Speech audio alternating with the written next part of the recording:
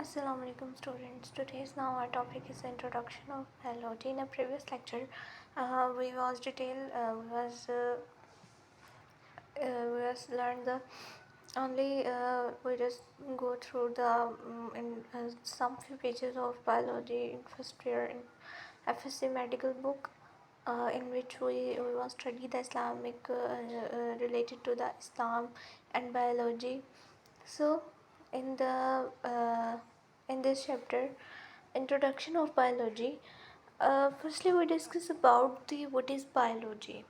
Biology is a study of living things. It is a branch of science and like the other science, ये एक study है living thing की और एक science की branch है जिस तरह के दूसरे ब्रांचेस होती हैं साइंस की, ठीक है।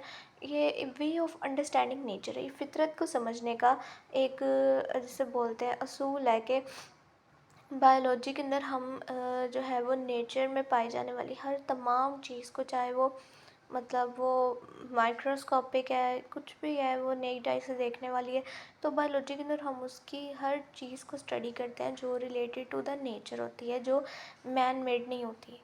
ये this is actual called the biology.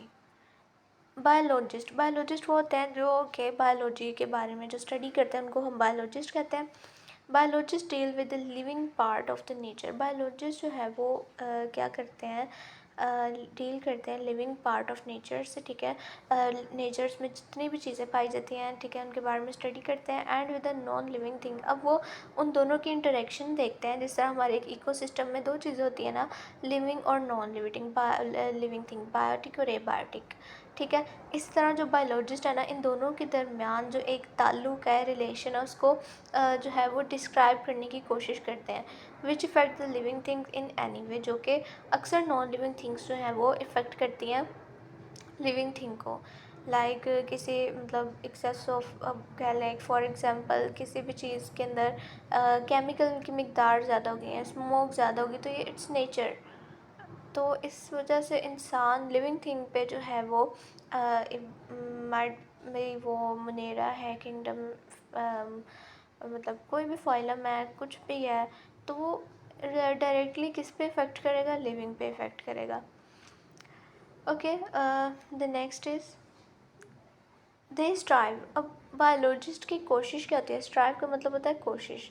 Biologist की कोशिश क्या होती है, टू अंडरस्टैंड, समझना, एक्सप्लेन करना, ठीक है, इंटीग्रेट मतलब सम करना, एंड डिस्क्राइब वाज़िया करना, उसको बयान करना, the natural world of living thing. उन्होंने बायोलॉजिस्ट का जो एक मेन काम था वो था कि एक वर्ल्ड को डिस्क्राइब करना, उसके अंदर पाई जाने वाली छोटी से छोटी और बड़ी से बड़ी चीज़ के बारे में स्टडी करके जो है वो उसको वाज़ेह तौर पर बयान करना। The literal meaning of biology, अब एक लफ्ज़ी तौर पर हम देखते हैं, लिटरल मीनिंग देखते हैं बायोलॉजी का, तो वो है is a study of life. Study of life वो किसी की भी हो सकती है, एनिमल की हो सकती है, प्लांट की हो सकती है, माइक्रो ऑर्गेनिज़म्स की हो सकती है, बर्ड्स की हो सकती है, किसी भी फाइलम की हो सकती है, रेप्टाइल्स की हो सकती है, phylum notochord, phylum Chordata, anything. The study of life related to this is actually called the literal meaning of biology. It is a very difficult to define life. अच्छा, ये बहुत ज़्यादा यहाँ पर इन्होंने कहा है कि बहुत मुश्किल हो सकता है कि लाइफ को जो है वो डिफ़ाइन करना। देयर आर सर्टेन एस्पेक्ट, मतलब बहुत सारे यकीनी पहलू भी हैं ज़िंदगी के, दैट लाई बियॉन्ड, जो कि एक जैसे बोलते हैं दस्तरस से बाहर हैं, the scope of science of biology, like the answer to the question. अब एक बायोलॉजी के अंदर एक क्वेश्चन जो है वो शुरू से ही राइज हो रहा है। वो क्या क्वेश्चन था, what is the meaning of life, कि ज़िंदगी का मतलब क्या। एक इंसान, एक ऑफस्प्रिंग जो है वो फर्दर उसकी डेवलपमेंट होती है, वो दुनिया पे आता है। सो उसके अंदर डिफरेंट डिफरेंट स्टेजेस, ऑर्गेनाइजेशंस होती हैं, एक वो पूरा अपना प्रोसेस तय करके जो है वो इस दुनिया से फिर चला जाता है। तो ये एक ज़िंदगी का जो था वो एक लाइफ का मतलब क्या था, ये इन सब चीज़ों का एक ये क्वेश्चन राइज होता है, why should there be life, कि ज़िंदगी क्यों होनी चाहिए, कि ऐसा क्यों होना चाहिए, बायोलॉजिस्ट को भी डिस्क्राइब करती है। Okay. In previous lecture, I hope so you will remember. Uh, we discussed in which all the biology is related to Quran. In Quran Allah से we made the man with a plastic clay, हमने एक इंसान को जो है वो एक मिट्टी से मतलब मिट्टी से बनाया है। तो अब हर इंसान का जो है वो इस दुनिया में आने का अल्लाह ताला ने कोई ना कोई तो मकसद बनाया है। तो ज़िंदगी यहाँ पर इनका क्वेश्चन राइज होता है ना कि ज़िंदगी क्यों होनी चाहिए। तो अल्लाह ताला ने कुरान मजीद में भी फरमाया है कि मैंने हर इंसान को जो है वो या हर लिविंग थिंग को जिसके अंदर मतलब वो एबिलिटी रखता है ज़िंदगी गुजारने की, तो उसको किसी ना किसी मकसद के लिए पैदा किया। Then the other is these are the questions not usually taken up, मतलब आम तौर पर इन क्वेश्चंस को नहीं कहा जाता by biologist and left to the philosopher. Biologist है वो आम तौर पर इस सवाल का जो है वो जवाब नहीं दे पाते और वो क्या करते हैं, वो छोड़ देते हैं, फिलोसोफर पर छोड़ देते हैं, ठीक है। और एंड द थियोलॉजियंस और माहरीन हयात, यानी वो लोग जो स्टडी करते हैं गॉड की, अल्लाह ताला की, रिलीजियस बिलीफ की, वो कहते हैं कि बायोलॉजिस्ट फिर अपने सर पे नहीं लेते ज़िंदगी कहाँ से शुरू हुई या इसका मकसद क्या था, ये क्यों होनी चाहिए। तो वो छोड़ देता है थियोलॉजियंस जो मतलब रिलीजियस फील्ड से जो ताल्लुक़ रखते हैं उन लोगों पर छोड़ देते हैं। अब biologist mainly deal with the matter relating, अब बायोलॉजिस्ट जो है वो ख़ास तौर पर डील किससे करते हैं, मुताल्लिका मामले से, ठीक है। टू हाउ लाइफ वर्क है, ज़िंदगी जो है वो किस तरह से काम करती है, ठीक है। लाइफ और बायोलॉजिस्ट, ठीक है, लाइफ मतलब उनके नज़दीक ज़िंदगी क्या है, बायोलॉजी कहते हैं द सेट ऑफ करेक्टरिस्टिक्स। अब ये बायोलॉजिस्ट कहते हैं कि जो ज़िंदगी है वो एक मजमुआ है, सेट है एक करेक्टरिस्टिक्स का, दैट डिस्टिंग्विश, जो मुमताज़ करती है living organism from non living object, ठीक है। मतलब जो एक लिविंग और नॉन लिविंग के ऊपर जो है वो एक मुमताज़ हैसियत रखती है, इंक्लूडिंग द डेड ऑर्गेनिज्म, जिसके अंदर डेड ऑर्गेनिज्म भी शामिल है। अब living organism are highly organize, मतलब जो लिविंग ऑर्गेनिज्म है वो इंतहाई मुनज़्ज़म है, ठीक है। इनके अंदर लेवल ऑफ ऑर्गेनाइजेशन होती हैं, तो ये इंतहाई मुनज़्ज़म अंदाज में जो है वो बने, कम्प्लेक्स एंटिटीज़ को मतलब मुश्किल इनके अंदर काफ़ी ज़्यादा कॉम्प्लेक्सिटी पाई जाती है ह्यूमन बॉडी के अंदर। ह्यूमन बॉडी को स्टडी करना जो है वो सबसे ज़्यादा कॉम्प्लेक्स यानी मुश्किल है। Are composed of the one or more cells, we students also know that the every living thing is made up of the cells, especially the human is made up of the many cells, but the many unicellular organism is made up of the single cells। Okay, contain, अब यहाँ पर जो है वो sales contain करते हैं genetic programmes of their characteristics. एक cell के अंदर जो है वो जेनेटिक प्रोग्राम भी होते हैं। Can acquire and use energy, जो कि हासिल करता है और इस्तेमाल करता है एनर्जी को, ठीक है। एक ऑर्गेनिज़म है तो ऑब्वियस सी बात है, तो वो अपनी एनर्जी को यूज़ भी करेगा, उसके अंदर करेक्टरिस्टिक्स भी पाए जाते होंगे, वो एनर्जी हासिल भी करेगा। कैन कैरी आउट, वो जो है वो अंजाम दे सकते हैं and control the numerous chemical reactions. इंसानों के अंदर भी केमिकल रिएक्शंस होते हैं, इन are stomach, in are liver, in are pancreas. इसके अंदर जो जितने भी केमिकल रिएक्शंस होते हैं इनको हम नाम देते हैं बायोकेमिस्ट्री का। इसके अंदर जो जितने भी लिविंग ऑर्गेनिज्म के अंदर केमिकल रिएक्शंस होते हैं। Okay, other is can grow in a size, obviously बात है, every living organism, every living thing is grow in a size, maintain a fairly constant। अब वो बहुत ही मुसलसल तौर पर जो है वो अपने आप को बरकरार रखती हैं, इंटरनल इन्वायरमेंट, अंदरूनी माहौल को, and produce the offspring similar to themselves, और वो उसी माहौल के अंदर रहते हुए मतलब अपने मज़ीद जो है वो ऑफस्प्रिंग पैदा करते हैं जो कि बिल्कुल उनके जैसे होते हैं। अब अगर हम बैक्टीरिया देखें या फंजाई देखें, अब उनके जो ऑफस्प्रिंग्स होते हैं they are identical to their parents, अपने पेरेंट्स के आइडेंटिकल होते हैं। Even on the other hand we see that the human offsprings is not identical to their parents, they are also related to their ancestors, There is a few difference between the microorganism and the living and the king and the other organism. Respond to change their environment. अब वो अपने environment के तब्दील होने के जवाबदेह भी होते हैं. Any object possessing, कोई भी रखने वाला कोई ऑब्जेक्ट है, ऑल दीज करेक्टरिस्टिक्स सिमल्टेनियसली. अब वो एक ही वक्त में जो है वो अपने अंदर बहुत सारे जो है वो करेक्टरिस्टिक्स रखता है एक living organism. Can be declare, जो कि ऐलान करता है एज ए लिविंग थिंग, और वो अपने एक लिविंग थिंग होने का ऐलान करता है. वो अपने अंदर एक ही वक्त में बहुत सारे करेक्टरिस्टिक्स भी रखता है. And is an object for the biology study, ये एक ख़ास चीज़ है, ऑब्जेक्ट है बायोलॉजिकल स्टडीज़ के लिए. जिन्होंने मतलब हम जब बायोलॉजिकल स्टडी करते हैं तो उसके अंदर देखते हैं कि सेल के अंदर जेनेटिक्स भी पाया जाता है, करेक्टरिस्टिक्स भी पाया जाता है. तो वो एक खुला ऐलान होता है किसका, लिविंग ऑर्गेनिज्म होने का. The science of biology is a very wide based study. अब जो बायोलॉजिकल साइंस है वो बहुत वसी है. इसके अंदर हम डिफरेंट ब्रांचेस ऑफ बायोलॉजी को स्टडी करते हैं, और नेचर को समझना जो है वो सबसे ज़्यादा सबसे चीज़ों पर मुश्तमिल होता है. Even on the other hand we study the sociology, physics, chemistry. We study on the some specific topics related. In chemistry we study only related to the chemicals and the reactions. In physics we study the material objects, physical objects. But in biology we study the whole world, all living organisms that are present in the world, in the whole universe. So it's difficult than the other science. Biological sciences are difficult than the other sciences because in which we study the especially the complexity of human body. Okay, then there is, it includes the every aspects of a living things. Many aspects of living thing in which include these are the volumes. इसके अंदर volume, therefore अलबत्ता इसके अंदर जो है वो volumes मतलब हुजम पाया जाता है. वॉल्यूम्स ऑफ इंफॉर्मेशन का हुजम पाया जाता है. Are available under this major head. ठीक है, इसके अंदर जो है वो हमारे पास इंफॉर्मेशन जो है वो भी अपना एक हुजम रखती है. बायोलॉजी के अंदर जो है वो डिफरेंट किस्म की हम इंफॉर्मेशन और मालूमात इकट्ठी करते हैं और उनको एक जगह पर हम रखते हैं, और उस मालूमात के ज़रिए से हम फर्दर अपनी हाइपोथेसिस तैयार करते हैं, उसको फिर एक फैक्ट की सूरत देते हैं.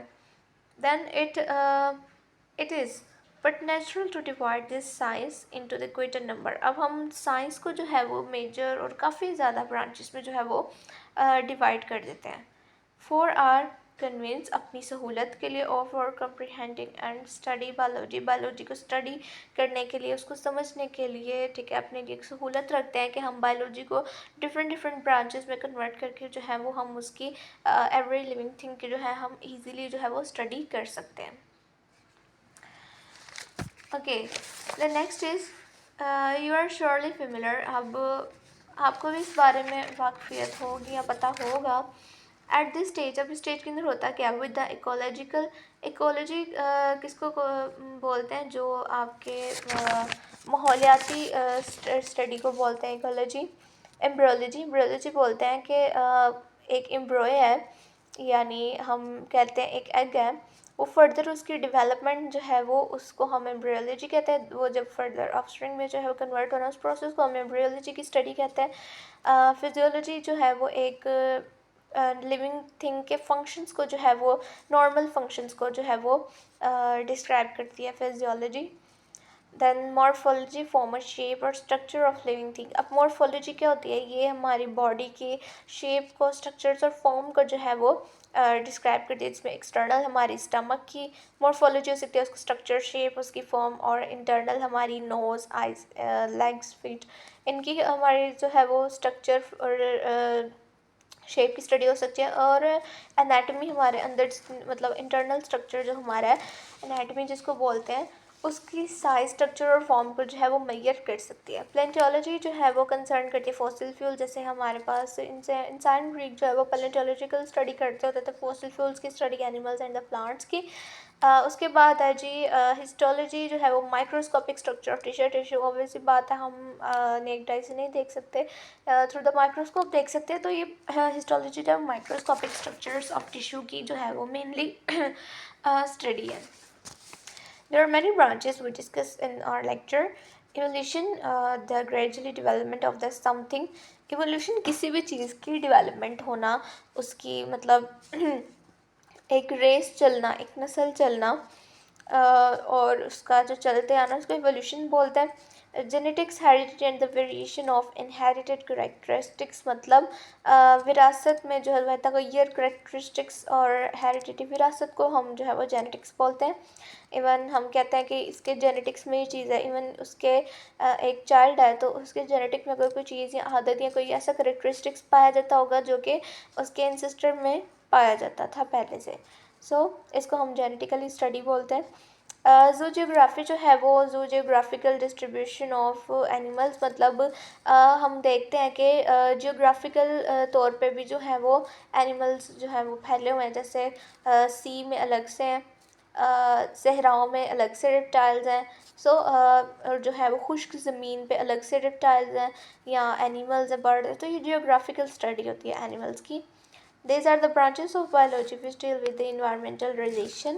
अब कुछ ऐसी ब्रांचेज है बायोलॉजी की जो कि डील करती है इन्वायरमेंटल रिलेशन के साथ, इन्वायरमेंट के डेवलपमेंट के साथ, स्ट्रक्चर्स के साथ, फॉर्म्स के साथ, एंड इंटरनल ग्रोथ स्ट्रक्चर्स के साथ, मतलब अंदरूनी जो मजमूई स्ट्रक्चर्स के साथ, फॉसिल्स के साथ जैसे हम पैलेंटोलॉजी में पढ़ा, टिश्यूज़ के साथ, एंसेस्टर हिस्ट्री मतलब आबाई तारीख को मतलब ये स्टडी करती है। जैसे हमने जेनेटिक्स के बारे में पढ़ा, हेरिडिटी के बारे में पढ़ा, और and distribution of animals in nature. अब फितरत में जो जानवरों की एक तकसीम थी उसके बारे में जो है हम बायोलॉजी में स्टडी करते हैं रिस्पेक्टिवली बिलतरतीब। एक तरतीब के लिहाज से हम देखते हैं कि टैक्सोनॉमी है बायोलॉजी के अंदर, उसको एक तकसीम किया हुआ है, एक उनकी दर्जाबंदी की हुई है उनकी ख़ास करेक्टरिस्टिक्स की बेस के ऊपर। In addition to these branches, अब हम in addition इस branches में देखें तो there are the number of other branches of biology। हम एक तो हमने पहले biology की branches को study कर लिया, देख लिया। अब उसके बाद कुछ और भी biology की जो branches हैं हम उसको देखेंगे, जिसके अंदर molecular biology आती है। उसके अंदर हम क्या करते हैं, molecular biology के अंदर हम understand करते हैं, यानी हम molecular biology में जो है वो समझते हैं किसको, मॉलिक्यूल बेसिस को, ठीक है, of the biological activities in and between cell. अब हमारे सेल के अंदर भी बायोलॉजिकल एक्टिविटीज़ होती है, मॉलिक्यूलर एक्टिविटीज़ होती है, डिफरेंट मॉलिक्यूल्स पाए जाते हैं इंक्लूडिंग द बायोमोलिकुलर सिंथेसिस, ठीक है, जैसे बायोमोलिकुलर सिंथेसिस को तरतीब देना, मॉडिफिकेशन तरमीम करना, मैकेनिज्म एंड द इंटरेक्शन, ठीक है, molecular interaction, a system of part working together in a machine, जिसको हम मैकेनिकल बोलते हैं, जिसके अंदर पीस ऑफ मशीन पाया जाता है। हमारी बॉडी के अंदर भी एक तरह से मशीनरी का ही काम हो रहा था, डिफरेंट मॉलिक्यूल्स जो है वो काम कर रहे थे, जिसको हम बायोलॉजिकल मॉलिक्यूलर स्टडी बोलते हैं। अब माइक्रोबायोलॉजी क्या होती है, the deal with the micro organism. अब माइक्रो ऑर्गेनिज्म ऐसी स्टडी होती है, ऐसे ऑर्गेनिजम्स की स्टडी जिनको हम माइक्रोस्कोप से देख सकते हैं, लाइक बैक्टीरिया, फंजाई, प्रोटोजो। हम इनको माइक्रोस्कोप की मदद से ही देख सकते हैं, आम आँख से नहीं देख सकते। मेराइन बायोलॉजी के अंदर हम सी की स्टडी करते हैं, उनके अंदर लिविंग ऑर्गेनिज्म जितने भी रहते हैं सी के अंदर, जैसे फिला हो सकते हैं, फैमिलीज़ हो सकती हैं, जिनरा हो सकते हैं। तो ये सी वाटर में रहते हैं, तो इनकी स्टडी को हम क्या बोलेंगे, मेराइन बायोलॉजी। उसके बाद है जी इन्वायरमेंटल बायोलॉजी। इन्वायरमेंटल बायोलॉजी के अंदर हम स्टडी करते हैं physics, chemistry, biology and the solution of environmental problem. मतलब हम इसके अंदर डिफरेंट चीज़ों को वो रिलेट करती है, केमिस्ट्री से भी रिलेट करती होगी, केमिकल रिएक्शन भी होता होगा, गैसेज एक्सचेंज भी होती होंगी, उसके अंदर फिज़िकली चेंजेस भी आते होंगे, उसके अंदर जो है वो बायोलॉजिकल यानी ह्यूमन्स या जो है वो दूसरे इंसेक्ट्स या एनिमल्स, बर्ड्स, लिविंग ऑर्गेनिज्म पाए जाते होंगे, तो उसको हम इन्वायरमेंटल स्टडी बोलते हैं। और बाज़ औक़ात ऐसा होता है कि जो है वो उनकी अंदर कुछ ऐसी प्रॉब्लम्स पैदा होने शुरू हो जाती हैं जिसकी वजह से हमें इन्वायरमेंटल बायोलॉजी की स्टडी करना पड़ती है। तो उन प्रॉब्लम्स के सॉल्यूशंस के लिए हम ख़ास तौर पे इन्वायरमेंटल बायोलॉजी की जो है वो स्टडी करते हैं। देन उसके बाद हम स्टडी करते हैं fresh water of biology, fresh water की स्टडी करते हैं, ठीक है, जिसके अंदर हम फ्रेश वाटर इकोसिस्टम को स्टडी करते हैं, जिसको लिम्नोलॉजी भी कहा जाता है, ठीक है। पैरासिटोलॉजी किसको बोलते हैं? पैरासिटोलॉजी जो है वो पैरासाइट्स को बोलते हैं। जैसे कोई भी पैरासाइट है वो अब वो पैरासाइट जो है वो कहाँ पे होते हैं? जैसे हम होस्ट हैं, जैसे लाइसिस हमारे पैरासाइट है वो हमारे पे डिपेंड करती हैं, तो वो ये पैरासिटोलॉजी है। अगर हम नहीं होंगे तो ये भी नहीं होंगी, दैट्स द पैरासिटोलॉजी। और उसके बाद जो है जी ह्यूमन बायोलॉजी, ह्यूमन की स्टडी को हम ह्यूमन बायोलॉजी बोलते हैं, इंसानी स्टडी को सोशल बायोलॉजी। हमारी जितने भी सोशल रिलेशन है, इंटरेक्शंस है, like the psychological issues social biology में आ जाते हैं, ठीक है। उसके बाद जी बायोटेक्नोलॉजी के वेलफेयर ऑफ मैनकाइंड के लिए प्रोडक्ट्स को जो है वो हम तैयार करते हैं। सो हमारा लेक्चर यहाँ पर जो है वो ख़त्म होता है। सो होपफुली आप लोगों को कुछ समझ आ गया होगा, और इंट्रोडक्शन जो है वो हमारा आज का